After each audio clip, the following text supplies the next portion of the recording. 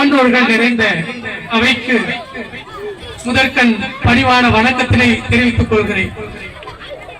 புதுக்குடி அரசு உயர்நிலை பள்ளி ஆண்டு விழா சீரும் சிறப்புமாக ஒருங்கிணைத்துக் கொண்டிருக்கின்ற இப்பள்ளியின் தலைமை ஆசிரியர் பொறுப்பில் வகுத்துக் கொண்டிருக்கின்ற மதிப்பிற்குரிய திரு மா வாழ்த்துறை அவர்களும் அவரோடு அவர்கள் எல்லாம் ஒரு சிறந்த ஆழத்தோடு இருக்கக்கூடிய ஒரு நிலை இருந்தாலும் கூட ஒரு பெண் கல்வி என்பது இந்த உலகத்தில் இருக்கக்கூடிய அல்லது இந்த நாட்டை ஒளியூட்டக்கூடிய ஒரு கல்வி.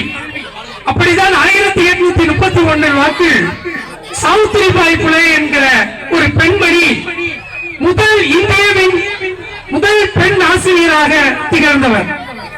அவருடைய நிலை எவ்வாறாக இருந்தது என்றால் இந்த சமூகத்தை ஒரு ஒளியூட்டக்கூடிய ஒரு மரபாக இருந்தது. அவர் எடுத்துக்கொண்ட அந்த செயலின் மூலமாக அவர் கல்வி என்பதை எப்படி புரிந்து வைத்திருக்கிறார். நாட்டில் இருக்கக்கூடிய அனைத்து நிலைகளிலும் ஒரு பெண் கல்வி வளர்ச்சி அடைந்தால் இந்த நாடே ஒளியூட்டமாக திகழும் என்பதற்கு ஒரு சான்று. அப்படிதான் இப்பொழுது பார்த்தேன்.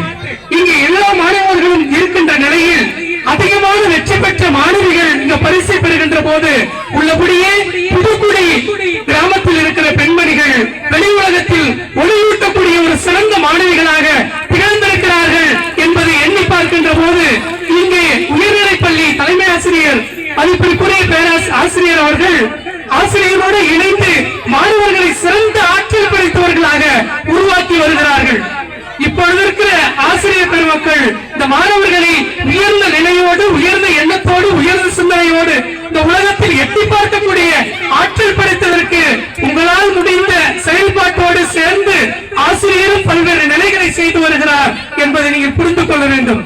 அந்த அடிப்படையில் இங்க இருக்கிற மாணவர்கள் எல்லோரும் என்னவென்றால் அவர்கள் படிக்கின்ற போது உற்சாகப்படுத்துங்கள், அவர்கள் பேசுகின்ற போது இன்னும் பேசு என்கிற உயர்ந்த பண்பை எடுத்து சொல்லுங்கள்.